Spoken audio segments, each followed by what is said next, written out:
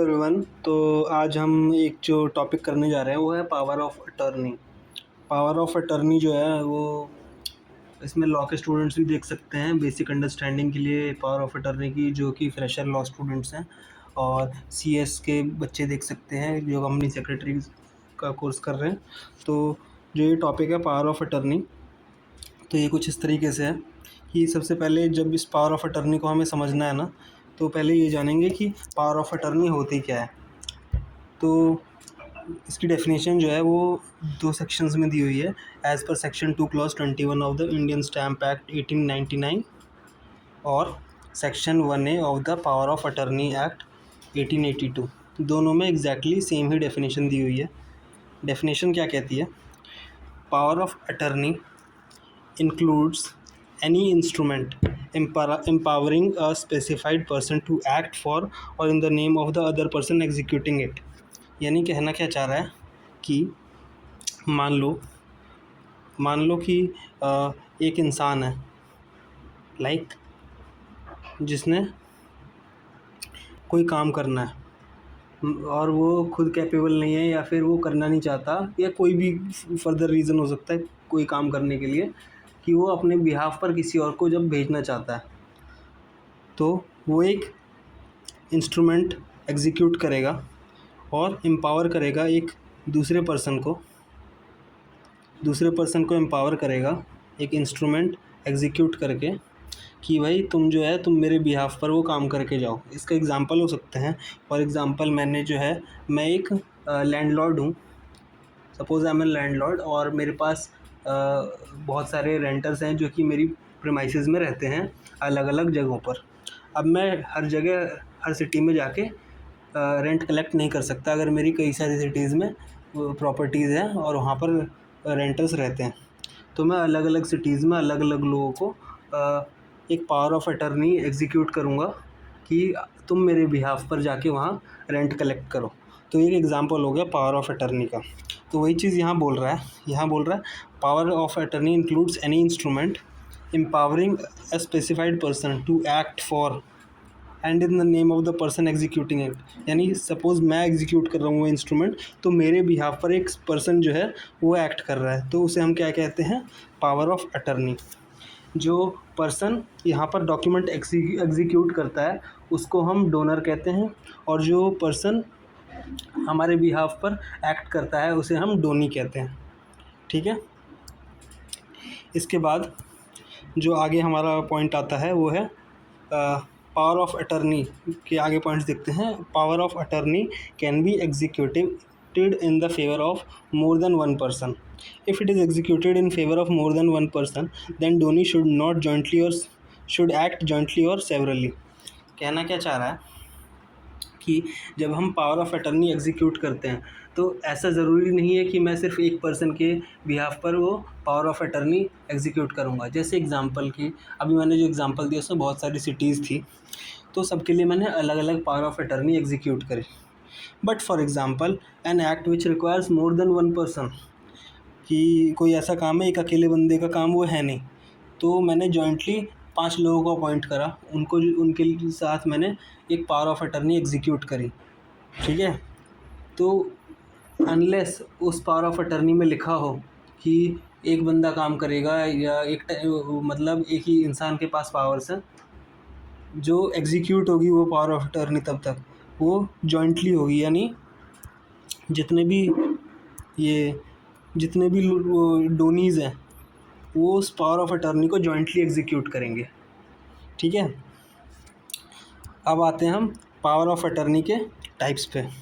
जो power of attorney के types हैं ना, वो हम on the basis of power to act and on the basis of revocation हम टू पार्ट्स में इसे डिवाइड करते हैं। सबसे पहला जो पावर ऑफ अटर्नी है वो power on the basis of power to act है जनरल पावर ऑफ अटर्नी, और दूसरा है स्पेसिफिक पावर ऑफ अटर्नी, और on the basis of revocation है revocable power of attorney and irrevocable power of attorney.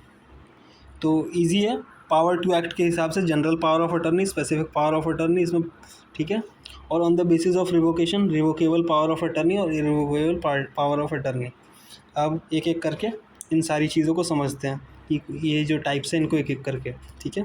तो सबसे पहला हमारा टाइप था, वो था on the basis of power to act. ये मैंने खुद से डिवाइड किया हुआ है, तो आई होप तुम्हें समझ आएगा। तो सबसे पहला जो है on the basis of power to act, on the basis of power to act है general power of attorney, sorry, हाँ, सबसे पहला जो है वो है general power of attorney. General power of attorney क्या होती है? When a power of attorney, ये जो पीओए लिखा है ना मैंने, पीओए का मतलब है पावर ऑफ अटर्नी। ये जल्दीबाजी में नोट्स बनाते वक्त और जल्दी बोल मतलब कवर हम जल्दी कर ले, इसलिए पीओए मैंने शॉर्ट फॉर्म में लिख दिया। तो general power of attorney is executed representing another person for performing more than one act which are not specific. अब फॉर एग्ज़ाम्पल मैंने जो है अपना एक असिस्टेंट अपॉइंट कर रखा है जो मेरे बिहाफ पर मेरे ऑपरेशंस को रन करता है एक ब्रांच में। फॉर एग्ज़ाम्पल, या फिर इस तरीके से मान लो वो मेरा असिस्टेंट नहीं है बट मेरा एक बहुत ही ट्रस्टेड पर्सन है। अब मेरा एक बिज़नेस है, मान लो चाय का, एक कंपनी है मेरी चाय की है, मैंने एक स्टार्टअप स्टार्ट किया, तो उसके मैंने 2-3 ब्रांचेज़ और खोल दिए। अब मैं जो हूँ, मैं घर पे बैठा रहता हूँ, मैं सिर्फ डिटेल्स लेता हूँ, बट एक दूसरा बंदा मैंने अपॉइंट कर रखा है जो कि मेरे बिहाफ पर सारे ऑपरेशंस को रन करता है, ठीक है। तो मैंने उसको जनरल पावर ऑफ अटर्नी दी। अब उसमें कई सारे काम हो सकते हैं जो कि उसको एट अ मोमेंट करने पड़ेंगे, और हर चीज़ के लिए मैं उसको अलग पावर नहीं दे सकता। तो उस केस में जो पावर है उसे कहते हैं हम जनरल पावर ऑफ अटर्नी। अब when a power of attorney is executed representing another person for performing more than one act which are not specific. इस बात पे ध्यान देना, विच आर नॉट स्पेसिफिक। अगर स्पेसिफिकली मैंने बोला है कि ये सारे काम तुम्हें सिर्फ करने हैं तो वो स्पेसिफिक पावर ऑफ अटर्नी में आ जाएगा। पर एक से ज़्यादा एक्ट जो कि स्पेसिफिक नहीं है, तो उस केस में उसे हम बोलेंगे general power of attorney. Then आता है हमारा specific power of attorney. Specific power of attorney क्या होती है? When a power of attorney is executed representing another person, same वही लाइन है, when a power of attorney is executed representing another person for performing a specific act. जब हम किसी person के साथ पावर ऑफ अटर्नी एग्जीक्यूट करते हैं जिसमें कि वो एक स्पेसिफिक एक्ट को परफॉर्म करें, तो उसे हम बोलते हैं स्पेसिफिक पावर ऑफ अटर्नी, ठीक है। इसको हम पर्टिकुलर पावर ऑफ अटर्नी भी कहते हैं, ठीक है। अगला पॉइंट हमारा आता है on the basis of revocation. दो हमने पढ़ लिए, general power of attorney, specific power of attorney, on the basis of power to act, ठीक है। तो अगला जो टाइप आता है वो है on the basis of revocation. On the basis of revocation में दो टाइप की पावर ऑफ अटर्नी आती है, रिवोकेबल पावर ऑफ अटर्नी और irrevocable power of attorney. Irrevocable के को हम बाद में पढ़ेंगे, इसमें पहले हम इरिवोकेबल पढ़ लेते हैं, ठीक है। तो इरिवोकेबल पावर ऑफ अटर्नी क्या होती है? इरिवोकेबल पावर ऑफ अटर्नी ऐसे समझो कि जब हम कोई पावर ऑफ अटर्नी ड्राफ्ट कर रहे होते हैं तो उसमें दो पार्टीज़ होती हैं, एक होता है डोनर और एक होता है डोनी, ठीक है।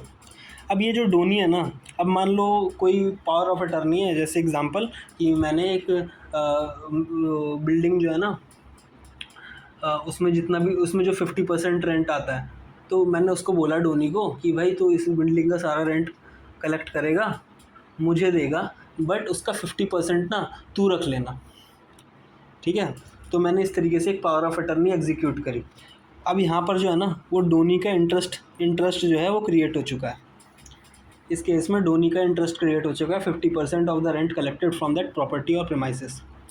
तो इस केस में जो है ना जो डोनर है वो पावर ऑफ अटर्नी को रिवोक नहीं कर सकता without the consent of donee, ठीक है। तो पढ़ो इसे, if the donee has an interest in the subject matter covered by the power of attorney, यानी पावर ऑफ अटर्नी में जो भी सब्जेक्ट मैटर कवर हो रहा है उसमें अगर डोनी का इंटरेस्ट आ जाता है, then the power of attorney in the absence of an express contract can not be terminated without the consent of the Downey.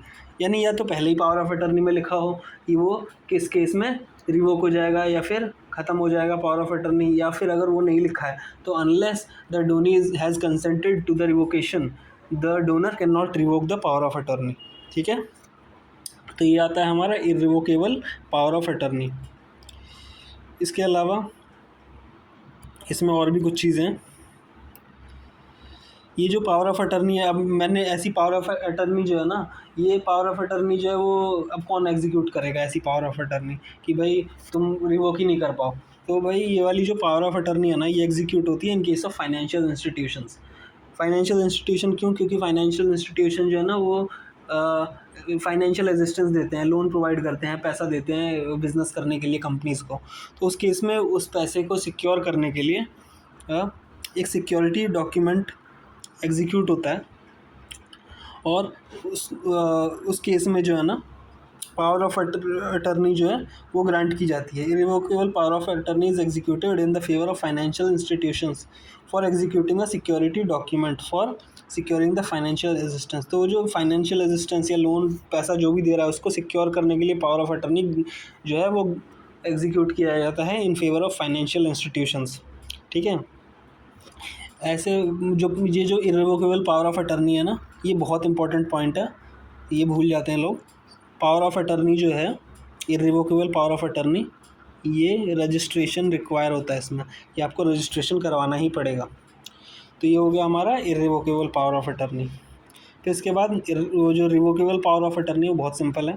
Revocable power of attorney बस इतनी सी बात कहता है कि जो पावर ऑफ अटर्नी जब भी जनरली एग्जीक्यूट की जाएगी तो it is revocable at the desire of donor. देखो कह रहा है, अ power of attorney executed in the favour of a person which is revocable at the desire of the donor is a revocable power of attorney.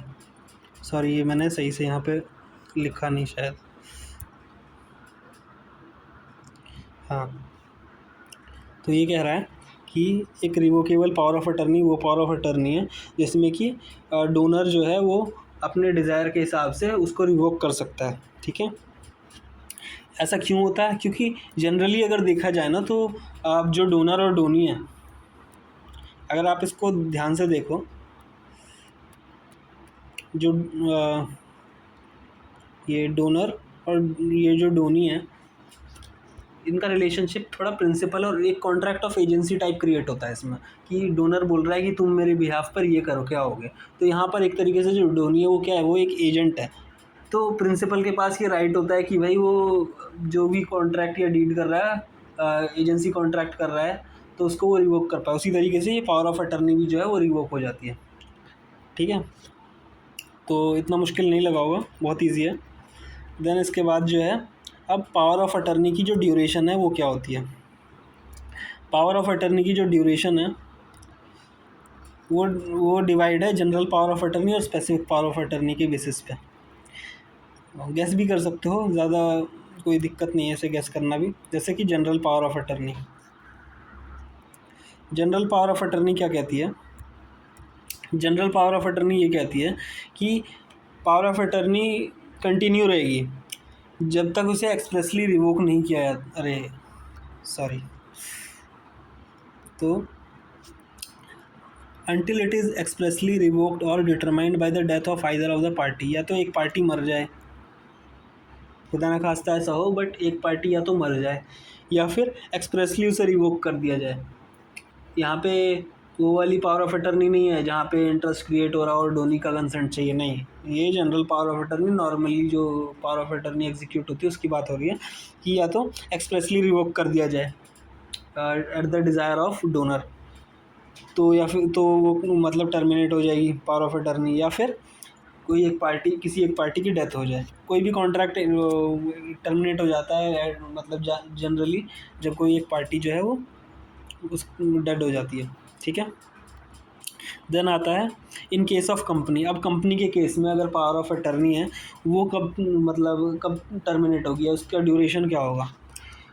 It ceases to operate as soon as the order of winding up, यानी company का winding up order अगर आ गया या फिर expressly revoke कर लिया company ने बाई पासिंग बोर्ड रेजोल्यूशन और समथिंग, तो उस केस में जो है power of attorney in case of company जो है वो टर्मिनेट हो जाएगी या डिटरमाइन हो जाएगी। ठीक है। तो ये आपका आ गया duration of power of attorney in case of general power of attorney. ठीक है, देन आता है हमारा ये specific power of attorney. Specific power of attorney क्या कहती है कि पावर ऑफ अटर्नी तब खत्म हो जाएगी जब आपका पर्टिकुलर एक्ट जिस काम को करने के लिए आपने ये पावर ऑफ अटर्नी बनाई थी वो एग्जीक्यूट हो चुका है, वो ख़त्म हो चुका है पूरी तरह, वो काम ख़त्म हो गया। ठीक है, तो उस केस में जो है वो स्पेसिफिक पावर ऑफ अटर्नी जो है वो ख़त्म हो जाएगी। या फिर ऐसा आप डिसाइड कर सकते हो स्पेसिफिक पावर ऑफ अटर्नी के डीड के अंदर कि it will continue for a certain period, यानी एक पर्टिकुलर टाइम तक के लिए ही ये पावर ऑफ अटर्नी वैलिड है। फॉर एग्जांपल 1 साल के लिए मैं तुम्हें ये पावर दे रहा हूँ, अटर्नी दे रहा हूँ कि मेरे बिहाफ पर तुम काम करोगे, तो वो 1 साल में वो टर्मिनेट हो जाएगी। Otherwise until a certain event happen, या फिर कोई पर्टिकुलर इवेंट बता दो कि ये जब आ जाएगा, ये आउटकम अगर आ जाएगा या ये इवेंट हो जाएगा, ठीक है, तो उस केस में जो है ये पावर ऑफ अटर्नी ख़त्म हो जाएगी। फॉर एग्ज़ाम्पल मैंने पावर ऑफ अटर्नी दी अपने भतीजे को कि भाई तू जो है मेरे बिहाफ पर इस प्रॉपर्टी से रेंट कलेक्ट करेगा और उसका जो है वो रेंट लाके मुझे देगा, और जितना भी मेरा बिज़नेस है तुम संभालोगे। ठीक है, तो मैंने उसको दे दिया ये पावर ऑफ अटर्नी। मैंने बोला कि लेकिन इवेंट ये दे दिया है कि अगर तेरा डिवोर्स हुआ तो तू जो है ये जो पावर ऑफ अटर्नी है ये इनवैलिड हो जाएगी, ये टर्मिनेट हो जाएगी। तो वो एक इवेंट हो गया कि इफ़ यू अगर तुम जो है डिवोर्स कर लेते हो या तुम्हारी वाइफ तुम्हें छोड़ के चली जाती है तो ये पावर ऑफ अटर्नी इनवैलिड हो जाएगी। भद्दा सा एग्जांपल है, बट समझ जाओ कि अगर कोई इवेंट हो जाता है तो फिर वो इनवैलिड हो जाएगा या फिर after a certain period of time. ठीक है, तो ये हो गया हमारा। फिर पावर ऑफ अटर्नी जो है वो कौन एग्जीक्यूट कर सकता है? Any person who is competent to contract. Contract के अंदर तुमने पढ़े होंगे जब कॉन्ट्रैक्ट एक्ट पढ़ा हो कि एक पर्सन जो है वो कौन कम्पिटेंट होता है कॉन्ट्रैक्ट करने के लिए। पहली बात तो वो मेजर होना चाहिए, दूसरा वो साउंड माइंड का होना चाहिए। बेसिकली यही 2 कंडीशन होती है ना कि वो एक मेजर होना चाहिए, एडल्ट होना चाहिए, या तो 18 या 21 इन केस अगर गार्डियन अपॉइंट है उसका तो 21 और अदरवाइज़ 18+, और वो कम्पिटेंट टू कॉन्ट्रैक्ट होना चाहिए यानी साउंड माइंड का होना चाहिए। तो वो जो पर्सन है वो पावर ऑफ अटर्नी एग्जीक्यूट कर सकता है या उसके फेवर में एग्जीक्यूट हो सकती है। ठीक है, तो अगला है हमारा power of attorney by company. एक कंपनी जो है ना वो पावर ऑफ अटर्नी उसके केस में कैसे होती है? बहुत सिंपल है। जब कंपनी पावर्स डेलीगेट करती है, अपनी पावर अपनी डेलीगेट करती है जब कंपनी, तो वो 2 तरीक़ों से करती है। एक तो होता है बोर्ड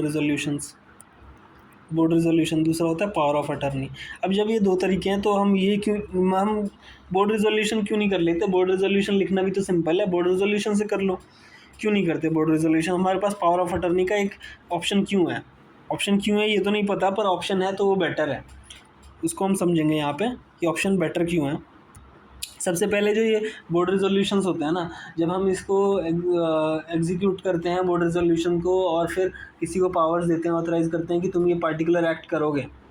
अब जब हम कोर्ट में जाते हैं तो हमें जो है ना मिनट्स प्रोड्यूस करने पड़ते हैं उसको प्रूफ करने के लिए कि ये बोर्ड रिजोल्यूशन जो है वो पास हुआ था हमारी मीटिंग के अंदर, बोर्ड मीटिंग के अंदर बोर्ड रेजोल्यूशन पास हुआ था। ये हमें प्रूफ करने के लिए मिनट्स प्रोड्यूस करने पड़ते हैं और भी कुछ डॉक्यूमेंट्स प्रोड्यूस करने पड़ सकते हैं, for example attendance register other, और ये सारी चीज़ें आपको प्रोड्यूस करनी पड़ सकती हैं। तो वो एक हेक्टिक चीज़ हो जाती है। दूसरा पावर ऑफ अटर्नी जो है ना, इसका एग्जीक्यूशन प्रूफ करना इसलिए बोर्ड रेजोल्यूशन जो है उसके कंपैरिजन में पावर ऑफ अटर्नी का जो एग्जीक्यूशन है वो प्रूफ करना इजी होता है। तो इसलिए जो है हम पावर ऑफ अटर्नी यूज़ करते हैं। देखो मैंने लिखा भी है शॉर्ट में, it is generally resorted because it will be easy to prove its execution. और बोर्ड रेजोल्यूशन के केस में it needed to be prove that board resolution is passed by providing a minute book, so this is not commonly in practice. बहुत simple. अगला point है stamp duty. ये जो power of attorney है ना उस पर स्टैम्प ड्यूटी क्या लगती है? स्टैम्प ड्यूटी के बारे में थोड़ा सा पढ़ते हैं इसके। ठीक है, तो स्टैम्प ड्यूटी क्या है पावर ऑफ अटर्नी के अंदर कि सबसे पहले जब स्टैम्प ड्यूटी में एक लॉ, स्टैम्प ड्यूटी क्या कहती है, जो स्टैम्प एक्ट है हमारा, वो क्या कहता है कि जब भी कोई इंस्ट्रूमेंट आपको स्टैम्प करवाना है तो वो ऑन और before the date of execution, यानी एग्जीक्यूट करने से या तो पहले आप स्टैंपिंग करवाओगे या on the date of execution. ठीक है, तो इसलिए power of attorney shall be stamped on और before the date of its execution. ठीक है, तो पावर ऑफ अटर्नी या तो on the date of its execution, जिस दिन एग्जीक्यूट हो रही है उस दिन आप स्टैम्प करवाओगे या उससे पहले स्टैम्प करवाओगे। ठीक है, लेकिन अगर वो हमारी जुरिस्डिक्शन में नहीं है, इंडिया के ही अंदर नहीं है, तो क्या करेंगे उस केस में? तो अगर वो इट वाज एग्जीक्यूटेड, एक सेकंड इसका कलर चेंज कर दें, in case it is executed out of India,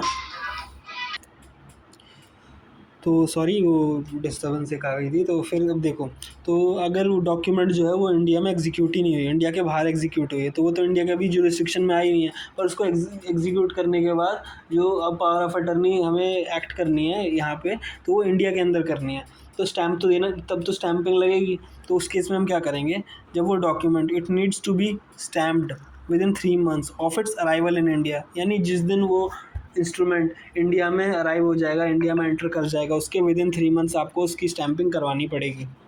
तो ये आपका इंडियन स्टैम्प एक्ट का लॉ कहता है। ठीक है, तो ये जो ड्यूटी है ये वेरी करती है फ्रॉम स्टेट टू स्टेट। ठीक है, और ड्यूटी डिपेंड करती है आप किस स्टेट में उसको एग्जीक्यूट कर रहे हो। और एक और इसमें एक डिफरेंट केस आ जाता है कि अगर आप डॉक्यूमेंट एग्जीक्यूट करते हो वन स्टेट में, बट आपको जो एक्ट करना है वो दूसरे स्टेट में जाके करना है, उस डॉक्यूमेंट पर एक्ट जो है आपको दूसरे स्टेट में जाके करना है, तो उस केस में जो डिफरेंस है ना, वो जब आप पे करोगे तभी आप उसके बाद उसे यूज़ कर पाओगे, उससे पहले आप नहीं यूज़ कर सकते। ठीक है, यानी मान लो दिल्ली में है वो स्टैम्प ड्यूटी है 5%, बट आपको जो एक्ट करना है, जो काम करना है, जिसके लिए पावर ऑफ अटर्नी एग्जीक्यूट हुई है, वो करनी है आपको महाराष्ट्र में, और महाराष्ट्र में स्टैम्प ड्यूटी है 8%। तो आपको 3% का जो ये डिफरेंस है ना, वो आपको पे करना पड़ेगा महाराष्ट्र में जाके, तब जाके आप उस डॉक्यूमेंट को आप यूज़ कर पाओगे। ठीक है, देन आता है ऑथेंटिकेशन। ये ध्यान से देख लेना, बहुत ही कॉम्प्लिकेटेड हो जाता है समझना, तो इसको आप ध्यान से देखो। Authentication of power of attorney. देखो, पावर ऑफ अटर्नी जो है ना, इसको अटेस्ट करवाने की ज़रूरत नहीं है, मगर एडवाइजेबल ये होता है कि आप इसे अटेस्ट करवा लो। क्यों अटेस्ट क्यों करवा लो? अगर आप इसे अटेस्ट करवा लेंगे ना, अगर आप इसे अटेस्ट करवा लेते हैं तो कोर्ट प्रिज्यूम कर लेती है कि इसका एग्जीक्यूशन हुआ था। ठीक है, कोर्ट क्या प्रिज्यूम कर लेती है, if a power of attorney is authenticated then the court will presume that it was properly executed. ठीक है, तो इस वजह से हमें इसे एग्जीक्यूट करवाना चाहिए, सॉरी अटेस्ट करवाना चाहिए। अब अटेस्ट कैसे कराओगे? अटेस्ट आप ऐसे कराओगे, it has to be authenticated by a notary, या तो नोटरी से करा लो, या किसी कोर्ट या मजिस्ट्रेट से करा लो, इंडियन काउंसिल से करा लो, वाइस काउंसिल से करा लो, या central representative of the central government से करवा लो। ठीक है, तो काउंसिल मतलब लॉयर। ठीक है, तो आप उनसे वो इसे ऑथेंटिकेट करवा लो। सेम यही पॉइंट आपका रिपीट हो जाएगा। तो ये वाले जो पॉइंट्स हैं ना, authenticated by notary, court magistrate, Indian council, vice council और रिप्रेजेंटेटिव ऑफ सेंट्रल गवर्नमेंट, ये आपका दोबारा रिपीट होगा। दोबारा रिपीट कैसे होगा मैं बताता हूँ।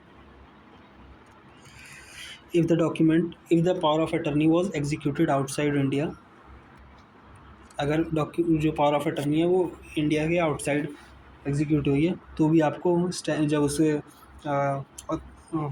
अटेस्ट करवाना है, ऑथेंटिकेट करवाना है, तो आप उसे नोटरी से करवा सकते हैं, कोर्ट जज मजिस्ट्रेट से करवा सकते हैं, इंडियन काउंसिल से करवा सकते हैं, वाइस काउंसिल से करवा सकते हैं, representative of the central government. मेरे साथ याद करो, नोटरी, कोर्ट जज मजिस्ट्रेट, इंडियन काउंसिल और वाइस काउंसिल और representative of the central government. Notary, court जज और मजिस्ट्रेट, इंडियन काउंसिल और वाइस काउंसिल और representative of the central government. बार बार इसको आप रिपीट करोगे ना, तो ये एक कॉमन टॉपिक है, तो याद हो जाएगा।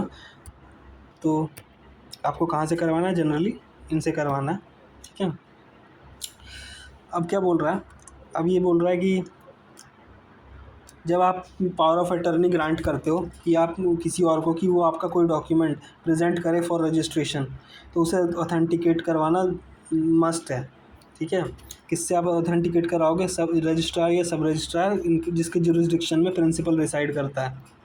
प्रिंसिपल और डोनर, डोनर को भी प्रिंसिपल कह रहे थे ना हम, तो प्रिंसिपल या डोनर रिसाइड करता है उस रजिस्ट्रार या सब रजिस्ट्रार के जुरिस्डिक्शन में। अगर आप आते हो तो वहाँ पर जाके आप उसको ऑथेंटिकेट करवाओगे।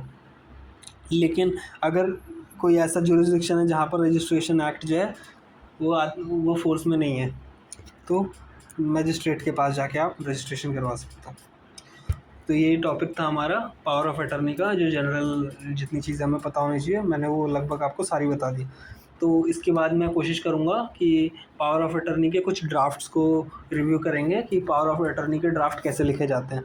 तो फ़िलहाल जो हमने थ्योरी पार्ट था इसका वो कंप्लीट कर लिया है। और गाइज़, अगर आपको मेरी वीडियो अगर पसंद आ रही है ना, मैं जानता हूँ कि मेरी पुरानी कोई 2-3 वीडियोज़ मैंने डाली थी वो थोड़ी ख़राब थी, क्योंकि फ़र्स्ट टाइम जब आप कोई वीडियो रिकॉर्ड करते हो तो आपके अंदर वो कॉन्फिडेंस आता नहीं। जनरली आता भी होगा तो मेरे अंदर नहीं आया था, अभी मेरे में आ रहा है। तो प्लीज़ सपोर्ट करो और सब्सक्राइब कर दो अगर आपको सही लग रहा है ये वीडियो।